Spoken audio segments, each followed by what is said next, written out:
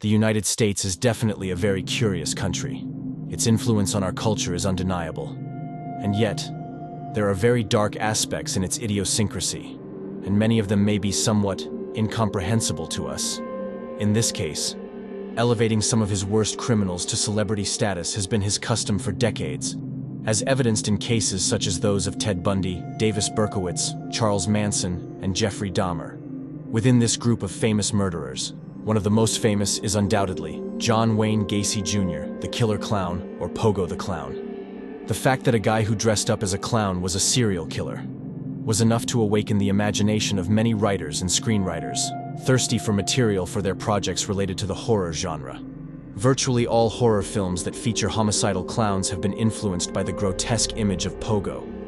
And while there was another terrifying clown before Pogo, this was just a character who, beyond his gloomy appearance, was harmless. Bozo the Clown produced more than a few nightmares for American children in the 1940s. John Wayne Gacy, however, gave an even more twisted dimension to the image of the clown, transforming him into a truly menacing icon that endures to this day.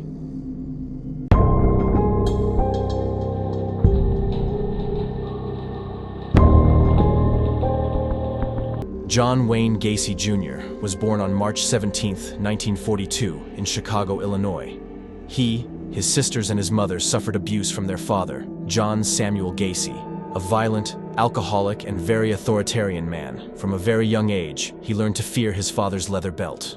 Over the years, little Gacy tried to always be accommodating. He was intelligent, curious, and liked to participate in school activities. However, his father constantly denigrated him, as he noticed that his son had certain somewhat effeminate ways. The rejection that his own son caused him was so big that he began to treat him as a mother's boy or simply stupid in front of his friends. At the age of 9, some sources claim that Gacy was raped by a family friend, but he denied it on several occasions. At the age of 11, Gacy received a strong blow to the head with a swing, which caused him to constantly faint. For several years, in addition to unbearable headaches, his father thought he was faking and doing it to get attention. Only until Gacy turned 16, he was taken to the hospital after suffering an epileptic seizure. A clot was detected in his brain, and he began receiving treatment. Even so, his father didn't believe him. He couldn't finish high school. However, that was not an impediment for him to succeed in life. Despite being a chubby, unattractive, and short young man, he was very nice and intelligent. He always managed to get doors opened for him, because he even had a certain charisma. And he was a very dominant person. Since his relationship with his father did not prosper, he decided to travel to Las Vegas and search for a job. It was difficult, but he finally got a job in a mortuary. He was a very responsible worker and obsessed with cleanliness, so he gained the trust and support of his bosses. They could count on the young and helpful Gacy for everything. But there was something that motivated him to stay in that job. Seeing corpses up close aroused great curiosity in him, especially if they were teenagers. In some biographies, it is stated that he practiced necrophilia with some of the bodies, but he would deny in all of his interviews after his arrest. Gacy was determined to succeed. He graduated and joined the army, where he only stayed for a while. However, he used to boast that he had been in Korea, something absolutely false. He was a pathological and shameless liar, always trying to impress people. He was also a kleptomaniac and intolerant to frustration. He always believed he was right and never gave up in an argument. These personality traits led him to become an extremely egocentric individual with an obsessive desire to control others.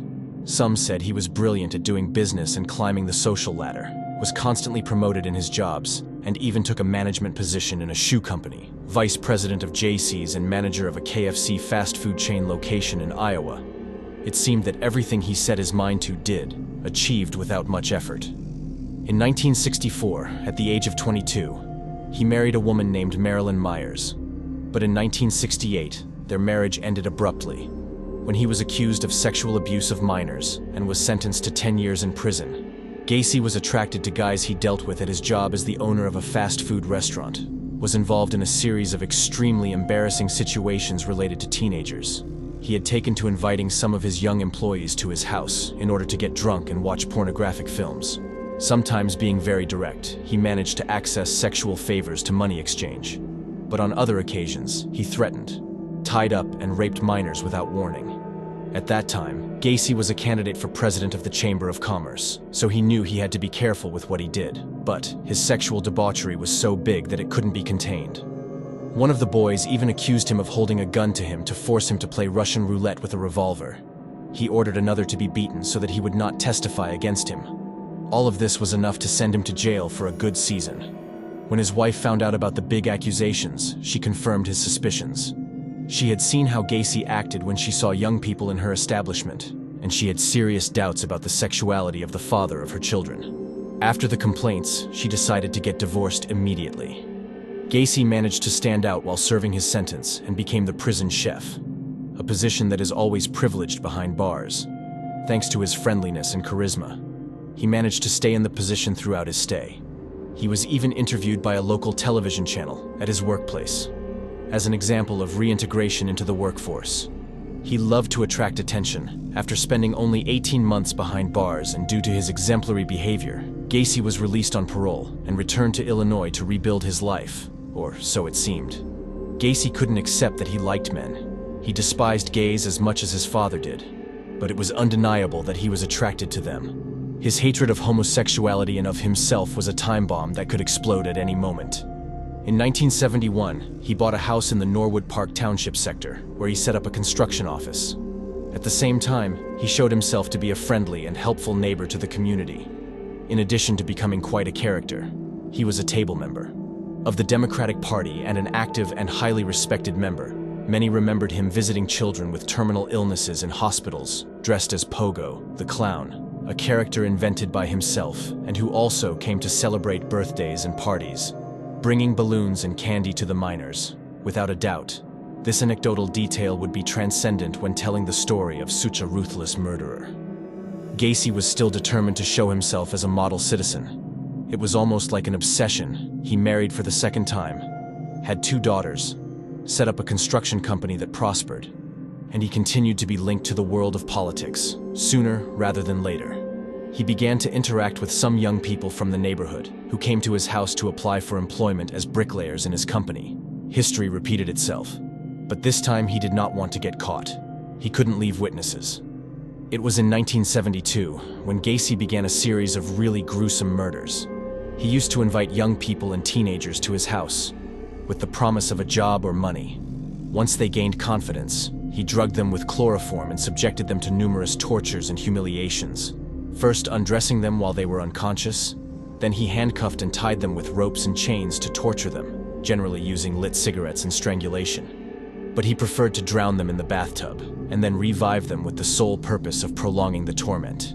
He raped them repeatedly, and so that they would not scream. He inserted their underwear into their mouths, almost halfway up the esophagus.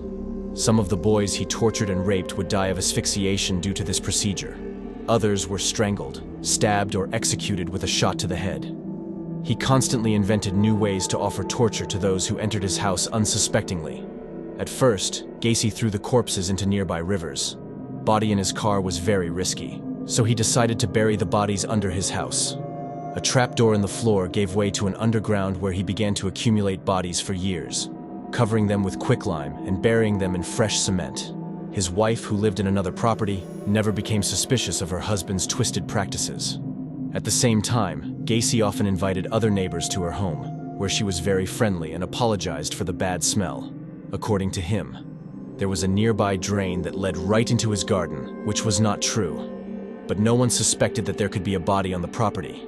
He was a prosperous businessman, friendly and intelligent, an entrepreneur committed to the community, and a family man. Everything would come to light in December 1978, when the police received notification of the disappearance of a boy named Robert Piest, 15 years old. His mother was very worried and came to the police station to report the incident. According to the woman, her son used to look for odd jobs to help at home. And the last time she saw him, he told her that he was going to a job interview with a guy named Gacy, Lieutenant Kozenzak, of the Des Plaines Police Department. Reviewed some documents that the boy had left at home. Among them, he found the address and telephone number of the man who had made a job offer, the contractor John Wayne Gacy Jr. Kozenzak decided to call him to ask if Robert had attended the appointment. Gacy answered the call, but denied having seen the boy. When the lieutenant asked him to come forward to testify, as the boy was missing, Gacy excused himself, saying that he could not appear at that time, but that he could go to the police department the next day. Kozenzak remained thoughtful. He decided to check the subject's background and discovered that Gacy had been convicted in 1968 for sexual abuse against several minors, all of which gave him a bad feeling. But he decided to wait here for Gacy to appear voluntarily. Gacy did appear the next day at the police department, as he had promised. He told Lieutenant Kozenzak that he had not seen the boy and that he did not know his whereabouts. But he did not believe him and ordered a search of his home. When the agents forced the door of Gacy's house, the smell of putrefaction left them stunned. It was evident that there was a corpse in a state of decomposition. The first thing they found when searching the rooms was homosexual pornographic material. In addition to handcuffs, chains, padlocks, ropes, and knives, the most veteran police officers immediately understood that it was very possible that Gacy was a murderer. However, they were not prepared for the horrific discovery they would witness. While they were trying to identify where exactly the foul stench was coming from, one of the police officers discovered a trapdoor that led to a dark underground. Upon opening it, the smell intensified even more. There were definitely human corpses there. When one of the officers went down, he discovered that there was fresh cement on the floor. The police began to break up the floor and the first bodies appeared. It was a horrible and unpleasant sight. Several police officers and volunteers joined the hard work of removing the floor of Gacy's nauseating house in search of more victims, whom they were numbering. They couldn't believe what they were seeing. Among journalists and reporters, word spread that bodies were being unearthed under a house in Illinois, and that there were already more than a dozen. It didn't take long for them to appear outside the house of Gacy, carrying photographic and video cameras, trying to rescue some image of the bodies, or interview a police officer involved in the case. Hundreds of neighbors and curious people surrounded the place. They were dismayed by the macabre discovery. It seemed inconceivable to them that a friendly guy like Gacy, father of a family and owner in his own company, was a serial killer. Of course, they had seen several young people come and go from his house. But he was supposed to get them jobs. They never thought he would murder them. A total of 28 bodies were found under the house, which was completely destroyed in search of more remains. Another 5 bodies were found in the Des Plaines River. After Gacy admitted to having murdered 33 people in total, the case reached the newspapers and news programs around the world, and the photo of Gacy dressed as a clown was leaked. Everything seemed like a creepy nightmare, one that could only occur in America. Gacy was dejected when he saw all the evidence they had against him. He knew that they could sentence him to death. While he was being transferred to give testimony, the cameras constantly harassed him. He covered his face and walked next to the police, head down. During the trial, he showed himself to be a more open and communicative guy, but also tremendously boastful and inhuman, always sketching a smile. He told the jury that he hated homosexuals, that they were not worth it, but that he did not have time to have female lovers, because with them, he needed to flirting before having sex, and he was a very busy man, a businessman, with no time for that. And for that reason, according to him, he preferred to maintain homosexual relationships, since it was more immediate and easier, without so much preamble. It is necessary to emphasize that his victims were between 14 and 21 years old, and did not seem to have homosexual behavior. It seemed that Gacy was trying to justify his actions in a ridiculous way. Evidently, he was a sexual predator, one incapable of accepting his own homosexuality, and who only cared about feeling pleasure through the most abominable practices. He didn't care if his victims were homosexual or not, and even if that were the case, he had no right to abuse and murder them. The contemptuous attitude with which he referred to his victims only managed to arouse the jury's antipathy. Gacy was a true monster and seemed not to realize it. The psychologists and psychiatrists did not reach an agreement on whether the accused suffered from any mental disorder, but they did conclude that the fact of raping and torturing his victims represented, for Gacy, the best way of denigrating those who, he claimed, looked or were homosexual. The lawyer insisted that his client suffered from temporary insanity, and that several of the deaths had occurred due to asphyxiation while consensual sexual games were being played. However, Gacy was not crazy, nor did he suffer from disorders that made him unimpeachable, and no one believed the hypothesis that the sexual practices were consensual or for money, since the young people had been sedated and gagged. Before the final verdict, 2 boys who used to sleep in Gacy's house came to testify. Curiously, he did not murder them, although he did ask them for help to dig some holes in the basement of his house, supposedly to look for a water leak. they never knew how close they came to ending up inside those holes they themselves had dug. The specialists concluded that he was an extremely selfish, sadistic, manipulative, and emotionless psychopath. Gacy was sentenced to 21 life sentences and 12 death sentences on May 13, 1980, although he would spend at least 14 years behind bars before being executed.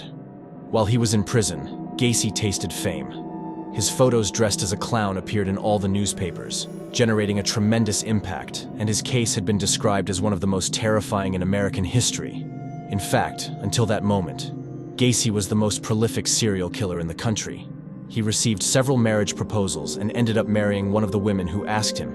He received visits from completely unknown people who wanted to take a photograph with him or buy one of the paintings he painted in prison. Weekly, he received hundreds of letters from fans who wanted to meet him. Little by little, the murderous clown became a superstar of the crime world, a cult killer, and he assimilated it quite well.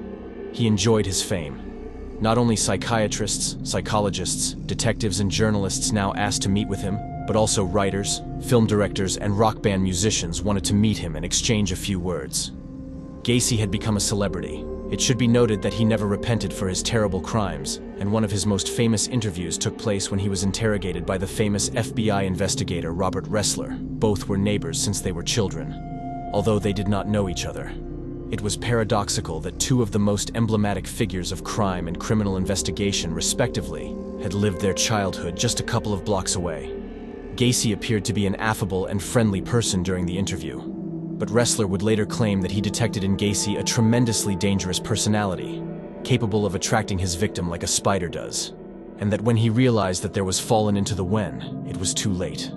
The murderer began to paint and draw in prison, especially clowns, in reference to his own character. They were quite mediocre works, but it seemed that everything Gacy touched was transformed into gold. Several of his paintings would later be auctioned for thousands of dollars. One of them, a self-portrait of him, disguised as his alter ego Pogo-the-Clown, was sent by Gacy himself to Robert Ressler, who reluctantly kept it in his study. Months later, he received an invitation from Gacy to witness his death by lethal injection. Ressler did not attend the appointment. During his entire stay in prison, Gacy always tried to justify his crimes and never showed remorse. In fact, he used to get angry with his lawyer for not devising a strategy that would free him from the death penalty. He only cared about getting out of that process alive, and was completely insensitive to the cries of his victims' relatives. According to him, it was all a setup, a theater. He didn't even bother to pretend. He never apologized. He was executed on May 10, 1994. Hundreds of people took to the streets to celebrate this event. Gacy had become such an infamous character that his execution was a relief for the entire community. The end of a horrible story. The last words of John Wayne Gacy would only demonstrate once again his intractable arrogance. Kiss my ass. Throughout the years on death row, Gacy claimed that he was not worried. He had no reason to fear the day he would die. If you believe you've lived your life the right way, then you do not have nothing to fear, in my case. You're not worried about facing God? No. I'm fairly comfortable with him. I've been at the Catholic services. I'm the server for the priest for the last 10 years. I have no qualms about doing that. I've had confession, I have communion, and I am at peace with myself. On the morning of his execution, Gacy was flown from his downstate prison to the death chamber at Stateville Correctional Center. We have attorneys on standby that will be available to the very end to fight any attempts to stay this execution. By 7 that evening, the U.S. Supreme Court denied a last request for a stay of execution. At the end, Gacy wanted to speak with each of the lawyers separately.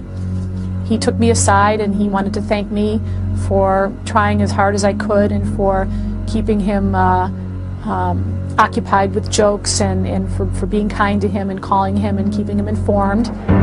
Even while the crowds cheered outside his cell, Gacy did not believe he was going to die. At about 11:15 on the night that Gacy was killed, one of us called up Gacy and said, "How are you doing?" And Gacy said, "You know what? Can this wait? Can I talk to you in a while?"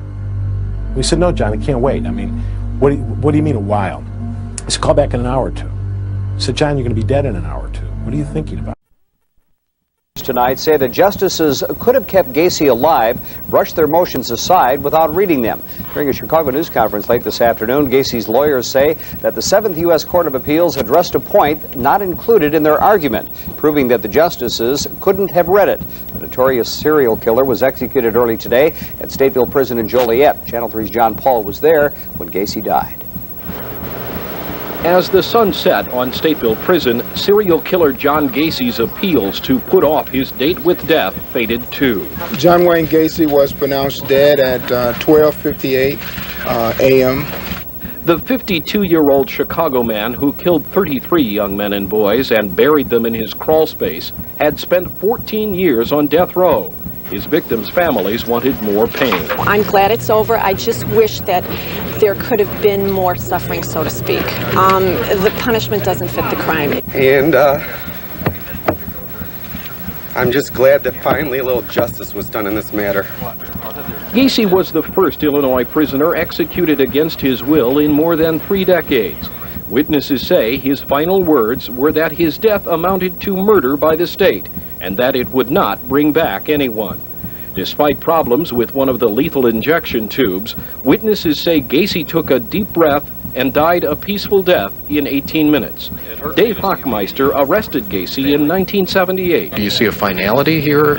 Yeah, I think that's it. To tell you the truth, I don't know. I was real angry with the whole situation, and I think this is just the conclusion. He got a much easier death than any of his victims. In my opinion, he got an easier death than he deserved. Kill that clown! Kill that clown! Kill that clown! Death penalty demonstrators at the prison who favored the execution far outnumbered the candle-carrying death penalty opponents. No, he did horrible things. The things he did were truly evil, but that does not give us the right to take his life.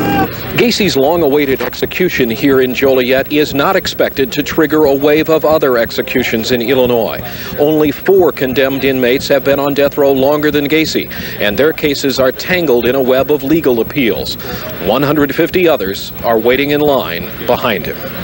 A few months after Gacy's execution, a ceremony was organized. Relatives of the boys who were killed were invited to take a painting by Gacy and burn it. It was nothing more than a symbolic gesture, but for many, it seemed to fulfill a goal: to rid the world once and for all of the grisly horror that John Wayne Gacy had created.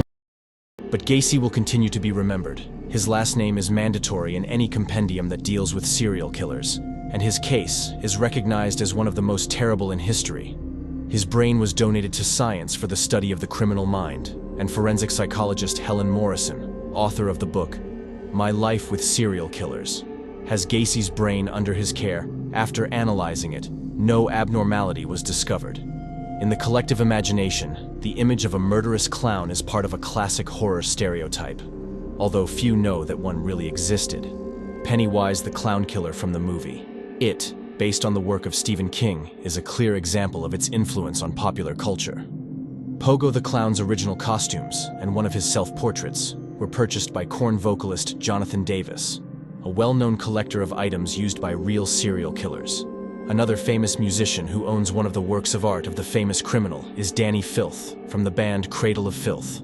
An oil painting of the late singer G.G. Allin, whom the murderer immortalized after receiving news of his death while in prison, was purchased by his brother, Merle Allin, after Gacy's execution in 1994 and used as the cover for the documentary of his brother's life, titled Hated. G.G. Allin died in 1993 and was famous for committing bestial acts at his concerts. He used to appear naked on stage and defecate in front of his audience, and then eat his feces or throw them on the audience. He also self-mutilated and beat fans, in a true feast of depravity and blood. He had also announced to commit suicide at one of his concerts, but not before emptying a revolver at the attendees and killing a few of them. G.G. Allin visited Gacy in prison, and they became friends. Both felt repudiation for humanity and were violent, perverted, and dangerous subjects. Gacy would later say that he quite liked G.G. Allin and said he was a good guy, although he smelled terribly bad. The controversial underground film director John Waters also owns one of John Wayne Gacy's paintings. According to him, he has it hanging in the guest room of his house so that visitors do not stay too long. Several years later, in 2011, the Gacy case was reopened because 8 of the bodies found in his basement could never be identified. They were buried in 1978, without being able to give them a name, and a solemn funeral ceremony was held to say goodbye. His remains, something that produced helplessness among the authorities and citizens through DNA samples and bone research.